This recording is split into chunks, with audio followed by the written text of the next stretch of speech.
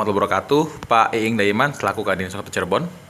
Waalaikumsalam warahmatullahi wabarakatuh. Sehat Mas Aji? Alhamdulillah sehat. Pak Iing, ini bisa diceritakan Pak untuk verifikasi dan validasi Verval DTKS di Kota Cirebon yang akan dilaksanakan pada Agustus tahun ini Pak. Baik, terima kasih. Perlu saya sampaikan bahwa DTKS itu adalah data terpadu kesejahteraan sosial.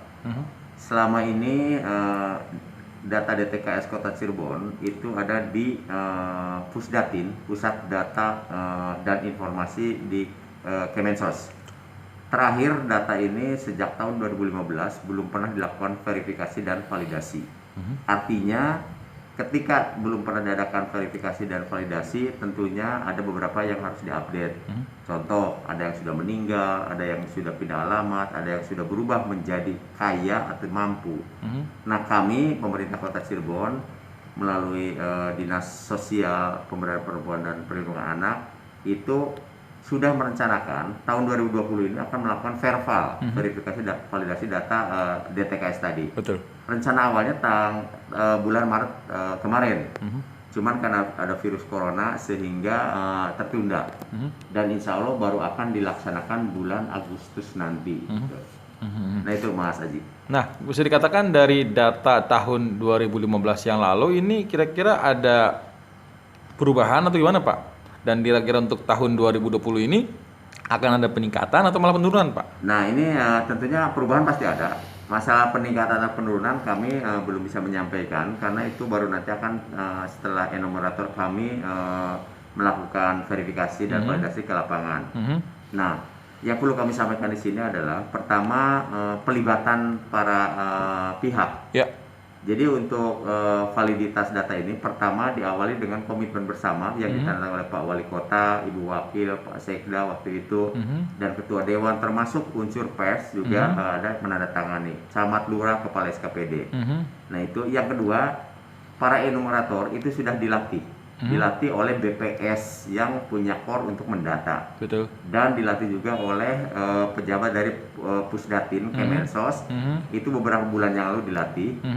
Berikutnya para camat lurah kami juga sudah rapor beberapa kali termasuk dengan Dinas Kependudukan, dengan Bapeda, dengan Kominfo.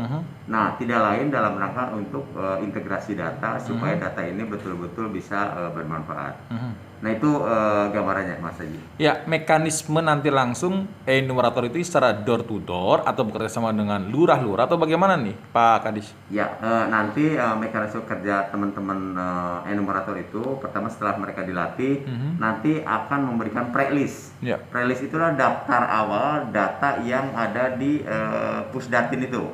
Kami print, kami bagikan ke RW. Seleksi awal, screening awal akan dicek oleh para RW. Nah, oleh para RW akan terpilah mana yang sudah meninggal, mana yang sudah pindah, atau mana yang sudah berubah menjadi mampu. Nah, setelah itu data itu akan dimuskelkan musyawarah kelurahan. Ini loh yang pindah dan lain sebagainya. Nah, dari data yang ada, tim enumerator akan ke lapangan, door to door, akan mengecek termasuk asetnya dan lain sebagainya itu akan dicek seperti halnya melakukan verval atau pendataan ke lapangan. Nah, nanti akan diinput oleh operator. Setelah diinput oleh operator menjadi daftar berikutnya dimuskelkan kembali musyawarah kelurahan yang kedua itu untuk berita acara bahwa ini loh yang tadinya ada sekarang jadi meninggal, menjadi kaya atau mampu dan lain sebagainya. Nah, setelah itu ditetapkan oleh kepala daerah, oleh Pak Wali Kota, dan berikutnya akan diupload ke Pusdatin menjadi data DTKS yang hasil verifikasi validasi tahun 2020. Ya, itu normalnya bagi tenaga enumerator hingga penetapan oleh kepala daerah itu biasanya memakan waktu berapa lama tuh Pak Kadis? Ya, kalau kami di time schedule-nya, time schedule yang kami lakukan, Agustus itu awal Agustus pre-list dibagikan ke RW. Kurang lebih selama 3 hari masing-masing RW diberi waktu untuk mengecek warganya. Nah, setelah itu ya total kurang lebih kami persiapkan sekitar 3 bulan karena untuk enumerator itu kurang lebih 1 bulan ke lapangan. Mereka ke lapangan, setelah itu diinput oleh operator, setelah itu proses administrasi untuk pengesahan atau penetapan oleh kepala daerah. Kurang lebih insya Allah akhir tahun ini sudah menjadi data DTKS yang katakanlah hasil verbal per 2020. Yang final ya Pak? Yang final insya Allah. Nah nanti tahun 2021 mulai triwulan 1, mulai bulan Maret itu akan diupdate lagi. Karena tidak menutup kemungkinan selama 3 bulan itu ada orang yang pindah alamat kan? Betul. Ada orang yang meninggal, betul. Ada orang yang berubah status, bisa jadi menjadi kaya dan lain sebagainya. Yeah. Jadi per tiap 3 bulan sekali itu akan dilakukan update oleh teman-teman RW dan kelurahan.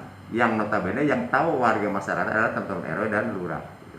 Baik, Pak, secara menyeluruh data ini nantinya akan disinkronkan atau dikoneksikan dengan berbagai macam kedinasan atau bagaimana nih Pak untuk data ini Pak? Iya, betul. Jadi DTKS ini seperti halnya sekarang, jadi contoh seperti begini. Ketika ada layanan KIP, kartu Indonesia Pintar atau KIP kuliah, betul. Maka yang diutamakan adalah datanya yang masuk di daftar DTKS. Ketika ada BPJS, itu diprioritaskan itu yang ada data di DTKS. Karena yang dibiayai APBN ya, kecuali kalau APBD beda lagi ini kan. Terus hal-hal yang lain, layanan masalah bansos, diutamakan yang ada di DTKS. Jadi data DTKS ini sangat strategis sekali. Tentunya ini membutuhkan tadi peran serta para pihak untuk mengupdate supaya valid dan pada posisi prosesnya juga sesuai dengan ketentuan. Karena semuanya diatur dengan ketentuan dengan Kemensos.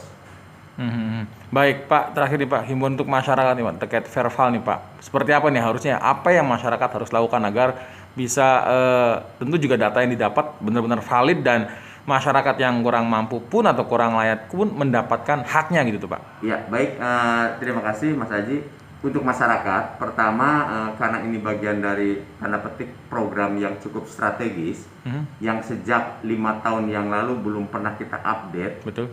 Mengenai data ini, mohon partisipasinya. Pertama, untuk yang masuk di data DTKS ini, mohon partisipasi untuk mengisi data sesuai dengan yang keadaan sebenarnya. Karena di sana aset, misalnya ketika punya motor harus dilihatkan, kalau tidak punya motor juga harus diargumentasikan seperti itu. Betul. Nah, ini penting karena kenapa? Supaya juga pencapaian sasarannya bisa tepat sasaran.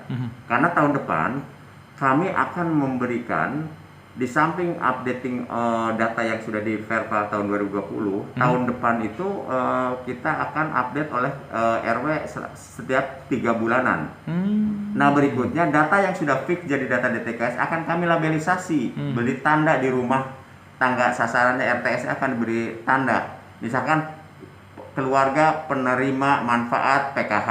Betul. Keluarga penerima manfaat sembako, keluarga penerima BPJS akan ditandai. Ini untuk apa? Untuk sosial kontrol. Betul. Jadi kami harapkan masyarakat dukung program verbal DTKS ini untuk kebaikan kita, untuk efektivitas program penanggulangan kemiskinan di Kota Cirebon. Itu Mas Haji. Terima kasih nih Pak Iing Daiman selaku Kadis DSP 3A. Mudah-mudahan program verbal ini berjalan dengan lancar dan baik ya Pak. Amin. Terima kasih semuanya Mas semuanya. Assalamualaikum warahmatullahi wabarakatuh. Waalaikumsalam warahmatullahi wabarakatuh.